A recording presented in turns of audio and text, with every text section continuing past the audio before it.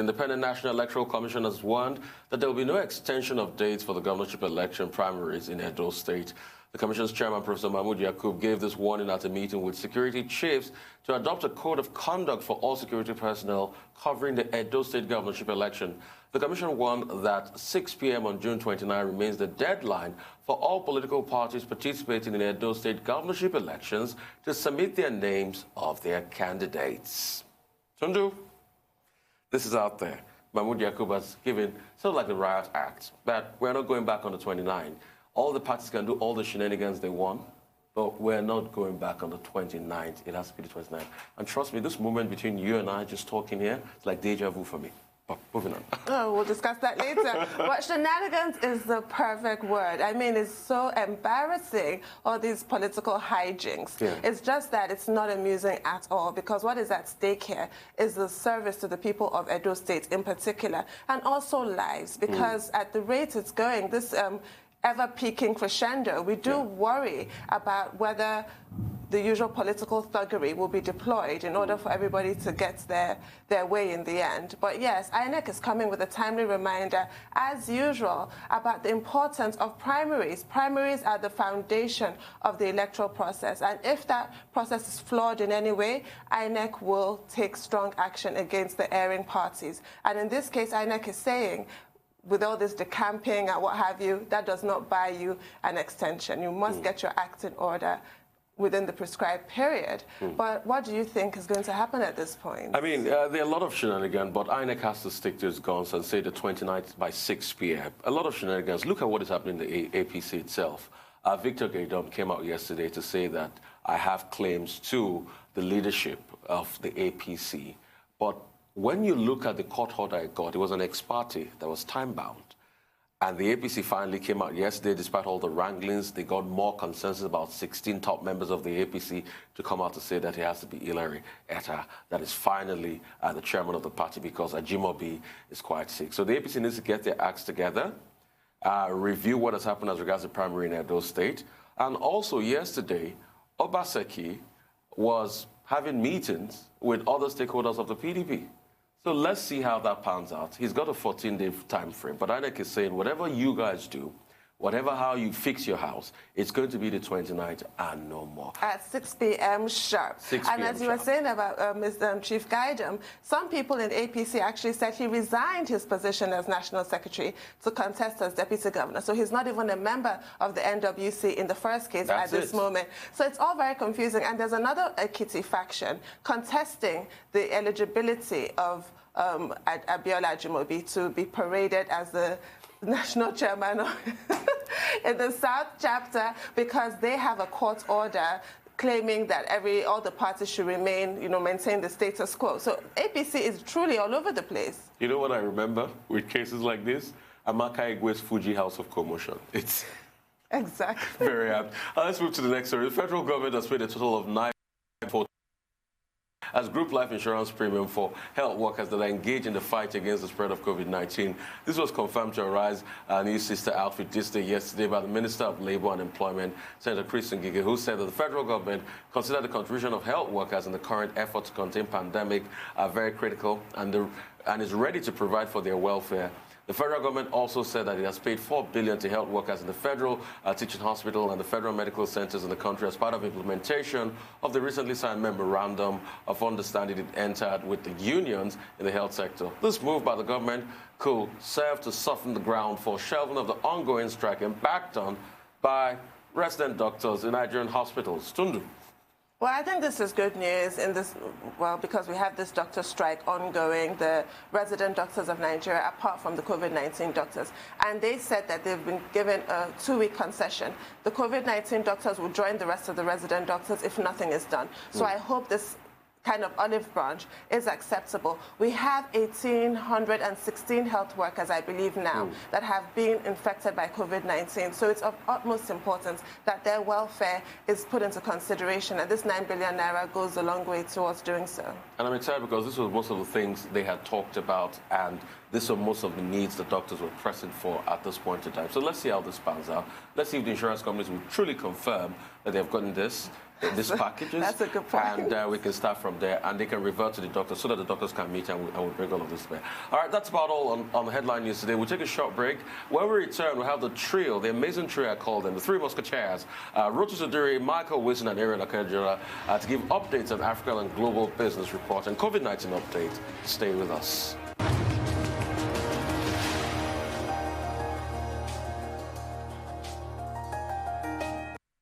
Welcome back to the morning show here on Arise News. Our dependable Rotus Adiri is here to give us Africa Business Update.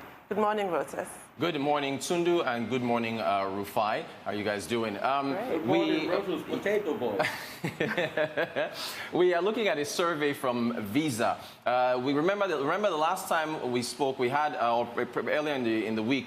We had a survey from the Fate Foundation and from Budget that was looking at SMEs particularly with regards to their reaction to impact on COVID-19. This time we have a COVID-19 EMEA impact tracker for CIMA. CIMA is Central Europe, Middle East, and Africa. This is from Visa. And it essentially not only surveyed businesses, it also surveyed consumers with regards to the impact of COVID-19 and how attitudes and purchasing was impacted, as well as how they see things coming out.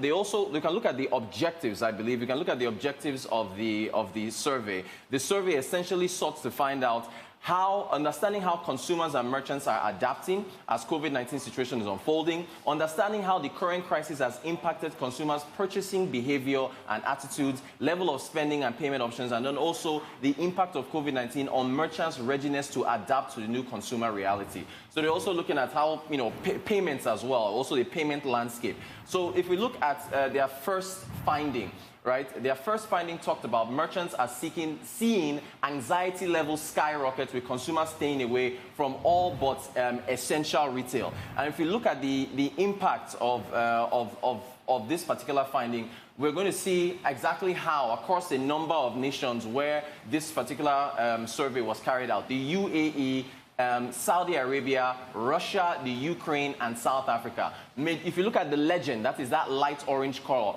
they've basically asked them about the impact of expenses, how they see the impact of expenses on consumer spending with regards to COVID-19. Majority of these particular nations, you are seeing the impact right there. 86% for the UAE, 70% for Saudi Arabia, 84% for Russia, the Ukraine 81%, and 66% for Africa. Let's move to our next slide.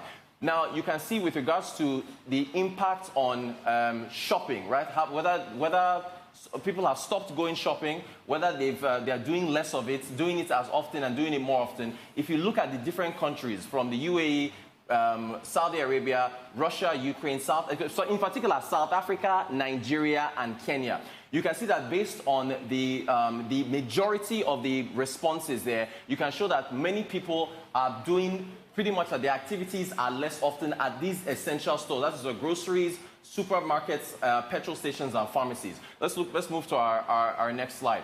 Here, with regards to shopping and dining, this dark orange color shows that people are doing less of that particular action. Less activity at cafes and dining, less at fashion stores, less at luxury stores. So this is asking for consumers now. Consumers, exactly how they have been reacted to it. Let's take a look at our next slide here. Entertainment is completely gone. I mean, you can essentially see that, again, that dark orange bar shows that people are frequenting entertainment sectors less often, and this is across the entire CIMA region. Again, the Central Europe, Middle East, and Africa as well. Let's move on to our next slide. Transport and travel services, that has also majority been affected. The majority response here is that people are doing it less often, and then you can see to a certain extent the light orange bars, whether they're doing it as often as before COVID-19. That's also a second place majority. But across the board, across the regions, you can see the impact there as well.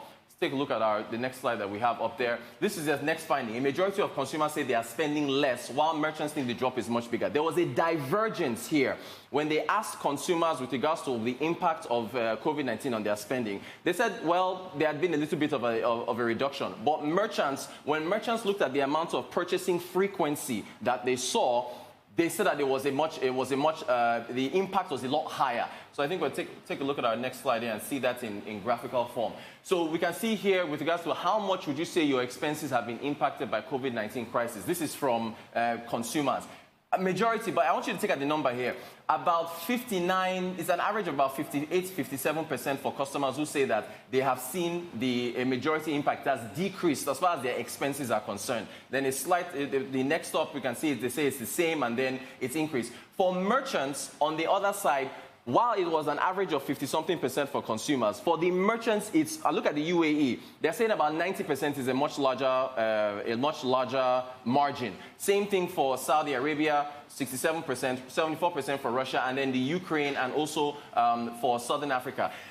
For that blue bar, the 29% that say it's increased, some are attributing that to the pent-up demand that had built up right before lockdowns were eased. So you can actually argue that, and Jerome Powell actually was saying this in the United States, that we would see an initial spike in consumer purchases, but then that would actually taper off later on as time goes by. So that's on the consumer side. Now let's take a look at our next slide here. Finding 3, consumer attitudes to shopping and dining have been transformed by COVID-19. The key thing here is, how long is this transformation? Is it temporary until a vaccine is found, or is it permanent?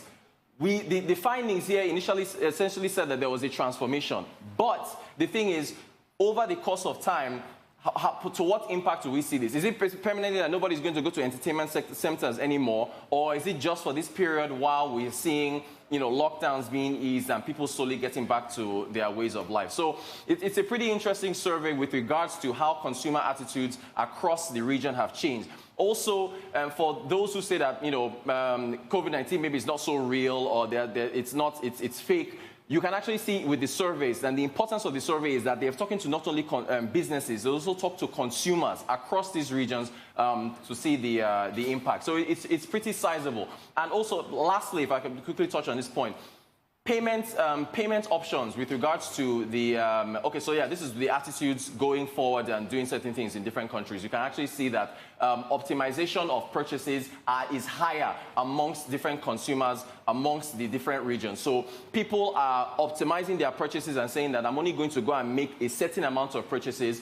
buying in bulk, less impulse purchases, and also buying non-perishable food. So we're seeing a lot of that. It's the same everywhere, across the different regions with regards to how people are going about their buying. So they are reducing the amount of times that they go out to buy, making sure they buy in bulk. It's pretty heavy across the region. Great one, Rotus. I think what is very important and instructive from this chart you've reeled out to us is the fact that we need to re-engineer the economy again. And I say that because you need to prompt people to go out to spend. I think it was President Macron that I was speaking 2 days ago when he opened up the economy, that we need to have a victory for the economy, and we need to ensure that the economy moves back up. Entertainment, totally killed. But now, a lot of people are predicting a resurgence in the tail end of the year. I think it was really recently released that the recent 007 movie, No Time to Die, will come out on the 12th of November. So a lot of people are looking, okay, November, new movies, let's push it till that time so that people will come back to the cinemas. You talk about grocery, really very important. And I think another part of that report that we need to highlight is the fact that people that had innovative servings and innovative offerings still kept their margins up. And I'll give you a very great instance. Some Amazon Go stores across America were still selling big time because it was contactless payment. Right. You just got in there, paid contactless. And that report also talked about the rise of contactless payment because of how even paper money might carry the disease, the germ itself. Right. So a lot of people are going contactless, and Central Europe and some other part like that. But Visa was totally right with that report. Very right. But with cash, you have to notice that here we're still basically a cash-based economy. So you see that for contactless payments for Nigeria, and I believe for Nigeria especially, there was still a lot of cash-based transactions. So that needs to move towards more of the digital side to see that shift happen in Nigeria over time. And I noticed that in some areas, trips to all kinds of like supermarkets and what have you decreased, but trips to pharmacists increased because now everybody was like on full supplement overdrive, trying to boost your immune system and feeling all these like phantom symptoms. I'm thinking, is that you, COVID-19? Exactly. And you're going to rush it over there. It's black humor this morning. We're all hypochondriacs to me. We even saw that we even saw that in our inflation figures. Nigeria's inflation inched up in May to 12.40% from 12.34 in April. Pharmaceuticals and medical items were part of the basket that pushed up inflation in Nigeria. So you're seeing that across the board with more people, as Tundu, as you pointed out, more people purchasing medical items as well. For sure. Thank you, Reuters. Thank you so much. Moving on to more business update, Michael Wilson joins us now from London. Good morning, Mr. Wilson. Morning. You need to be very careful about these surveys. I've just been talking to a similar sort of survey in Europe and particularly in the UK. And what people are actually doing is they aren't going to the shops. What's happening is, and you mentioned this in your discussion, retailers are becoming much more innovative in what they do. For example, you can now take a virtual tour of the British Museum. Now, it might not be your cup of tea, it certainly might not be mine, but this is interesting, is that rather than going there, you can pay for a virtual tour on your computer with a guide. So you don't have to bump into anybody, you don't have to cope with the crowds and everything. So there are all sorts of changing things going on. I'm certain that people are not shopping for what are described as non-essential items, but I can tell you that the real thinkers, and retail, remember, is one of those things that always thinks on its feet. They change their view about stock, they change their view about prices, perhaps on a daily basis, perhaps even on an hourly basis. So it's a very, very disruptive, it's a very, very energetic sector. And I think that those kind of surveys that the likes of Barclaycard come out with, very interesting, but they're dated.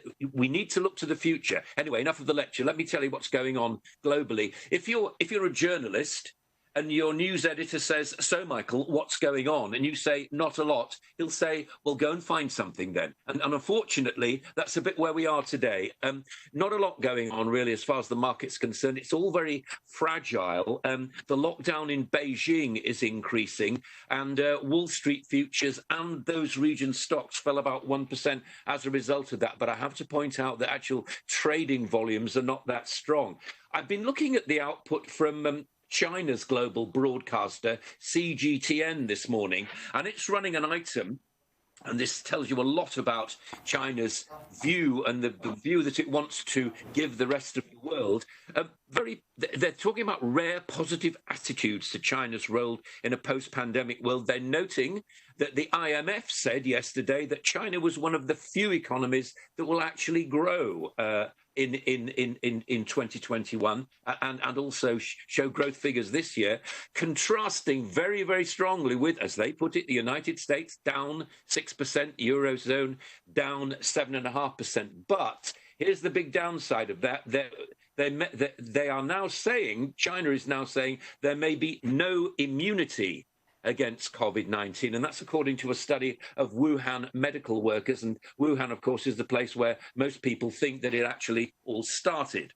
So a lull in terms of news stories, really, and European indices closed modestly higher, but that's all very, very mixed. I was talking yesterday, and you've touched on it this morning, about this optimism and the dexamethasone story. This is this anti-arthritic drug that people are hoping may help reduce the fatality rate in COVID-19 patients. It's performed very well, apparently, in clinical trials. It's not expensive, and it's very, very available. So that may be a sort of positive way to go forward. The United States has thrown into disarray. They always put a spanner in the works, don't they, about trade. Now they've walked away from discussions about a global tax framework for technology companies. You'll know the likes of Paris, Madrid, London, and Rome have championed new taxes on Apple, Facebook, and Google, and so on. Americans are saying, "You try that, we will retaliate." And that's actually not good news for those capitals who actually need that kind of revenue to help them get over the results of the pandemic. Jay Powell, the chairman of the Federal Reserve, was talking yesterday before the House Financial Services Committee in the United States, and he said to Congress, he said to him, basically, do not mess around with me and the kind of measures that I'm putting in place to try to help the economy. If you do, the economy won't survive. How that will go down politically, well, that's to say. But he was very, very strict about that. And remember also, add into that the $1 trillion that President Trump announced a couple of days ago, this kind of new deal for the United States to try and help it through its problems. CPI, inflation in the UK, it's very, very low. It's going to remain that way. The Bank of England meets, or rather they were meeting yesterday. They announced their decision on interest rates at lunchtime today, round about midday. There'll be no change, but what we'll be looking for is any kind of mention from the governor that they've been looking further at negative interest rates, and that throws a whole new ballgame. That becomes a whole new ballgame. Very, very difficult to understand. For example, if you've got a mortgage, in other words, borrowing money from a bank, will the bank pay you to have a mortgage if rates go negative? Nobody's actually got down to that. But there's a belief that the Bank of England will increase its asset purchase facility. In other words, taking bad debt and buying it by £100 billion. And that will bring the total amount to £745 billion. This is money which goes into fairyland, basically, and somebody will have to pay for that. And the US is warning that there will be no trade deal with the UK before the November elections. I think we could have all written that script for them. Of course, there won't be, because that's what you do before you have negotiations. You come with a hard thing to the table, and that's something. And finally, the oil market lost a bit of ground yesterday, basically on fears that the second spike in the pandemic may be upon us. That's Mr. Wilson, thank you. I want to take you back to the U.S. resistance of, tax measures on the tech companies. What's the rationale for that? Because the companies are actually based in the United States originally, and they quite enjoy the sort of freedom that they have to go around the world, not pay taxes to the domestic nations in which they actually operate, and only pay taxes to the US government. The defense from the likes of Google, Apple, and Facebook is, hang on a second. We invented this system. You're late to the party coming to taxes for this. If it weren't for us, those networks wouldn't exist. That doesn't not go down well. Even though Google, for example, it's got massive new factories in the UK and Ireland and places like that, as indeed have Facebook and so on. But it doesn't go down well because these countries, like us, need the revenue. They need the tax revenue from the kind of businesses that these massive, and these are huge companies, Apple being, I think, still the richest company in the world, actually generates. So the United States is saying, well, we are going to play tough. And this is all part of trade negotiations, which are very, very difficult to do. That's the reason. All right, Mr. Wilson, as we go, I think in about 20 seconds, you said rightly, Apple now, the valuation of Apple is about $1.5 trillion US. So it's hit the 1.5 trillion mark. But I think France brought out a law recently against taxing those American companies. How did that go? Well, again, you have to wait for the Americans to actually return to that. This is what I'm saying, that that the Americans are actually walking away from these negotiations right now and saying, we're not going to do this, because there's a whole new ball game happening. Remember, elections are taking place in the late autumn in the United States. A lot of politicians jockeying for position, and a lot of people domestically in the United States looking for domestic support there. So these discussions will continue.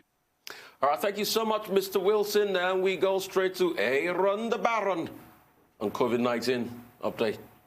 Aaron. Good morning, Rufai. Good morning. Good morning to you. Always a pleasure hearing from you from this side, I must actually say, of the studio. And good morning to Dr. Abatete this morning. And we'll get straight into... Aaron, you're seeing double. Okay. Rather, just like you saw Layla yesterday. you might need to excuse me a little bit. Now let's get straight into the crux of the matter this morning. And as we've been saying, we've been studying how things are actually playing out. Long before things actually escalated and spiraled out of control, we said that India was a ground that people needed to watch out for. As a matter of fact, the entirety of South Asia is now beginning to turn like the epicenter of COVID-19. And the latest coming out from India, you can actually see those stats on your screen over the last 24 hours. As a matter of fact, this was yesterday night, the number of confirmed deaths, which has shown the single, they have the highest case of single death for a day now, which was 11,903. But as a matter of fact, as of this morning, the stats that have actually come in has even increased that particular number from now. If we could go back to the previous one, from that 11,903, and it is actually when they've now recollated it again, and at the moment it is 12,881. We can see the number of cases there, 354,065, and active cases still is 155,227. Now, something we should note here is the fact that Maharashtra is still the state and the region were still the most infected people with COVID-19 in the entirety of India, before Tamil Nadu, and then Delhi, then Gujarat, then Uttar Pradesh. At the moment, the government is still very, very focused on how they can curb the spread of COVID-19 in Maharashtra before it spirals out of control. But if we move on to the second floor there, the good news is the fact that the Center for Disease Control are saying that half of the patients of COVID-19 who have gone down with COVID-19 have recovered in India, and they are very, very optimistic that the health system seems to be working well, and they've been able to get treatment to people, and anyone who has actually, 1 in every 2 people that go down with coronavirus are sure to recover. So this is actually a gladdening news for people in India, but at the same time, things are not really looking good in the entirety of South Asia. Bangladesh and some other key places are seeing spike in numbers. All right, very great insight there. I want to quickly take you to a report that Mr. Wilson was talking about that came out of China, and there is no immunity for coronavirus. And that was a quite shocking report to me. And I'm going to reference a certain footballer, Dybala, that plays for Juventus. Yeah, Paulo Dybala. Paulo Dybala, Argentine player. He's picked up coronavirus about 3-4 times now. Yes. So can that really be true?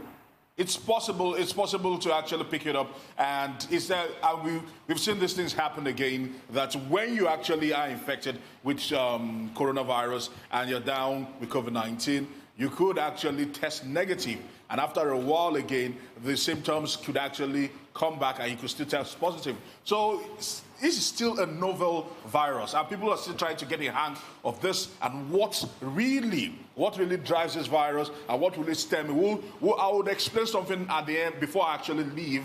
But at the moment, for the brevity of time, we've been speaking about how governments have been able to nip it in the bud, and we've celebrated Jacinda Ardern and her leadership qualities in New Zealand. But as the days are going by, we are beginning to find out that New Zealand are actually dropping the ball. As a matter of fact, we are beginning to see more cases in New Zealand, and this is stemming from the fact that they said 6 people absconded from isolation.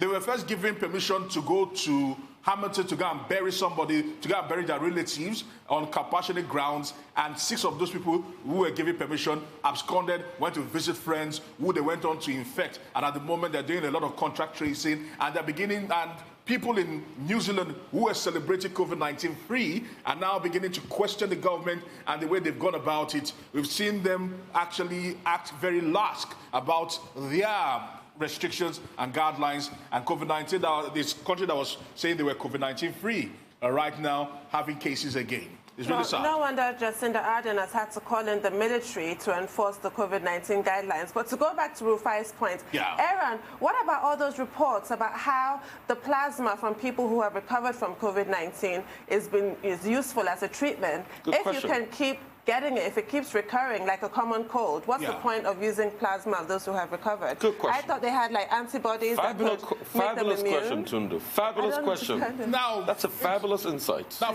it's for some. We've seen this thing. Of course, Tom Hanks was one of the first people. We came up openly and said that they are taking some plasma from his blood, and they were trying to see if they could engineer a sort of vaccine from it. And for some others, like Paulo Dybala and a few others, we're not really sure why these things keep reoccurring, because they are in self-isolation. It's not like they are exposing themselves to risk. But like I keep insisting, people are still trying to get a hang of this particular virus, just like how China has come out right now and also said that the virus that started in Wuhan is not the same virus that is ravaging China as we speak. And this one has been imported. The strains and the strands that they're seeing from this particular virus seems to be that from Europe, not the ones that actually came from China. So it might have mutated at some point, or it might have metamorphosed into something else. Let's see how things actually go. But studies are being done about these things. But at the moment, there are no answers. If we actually move, for the brevity of time, we've spoken about China. There is a graph that actually explains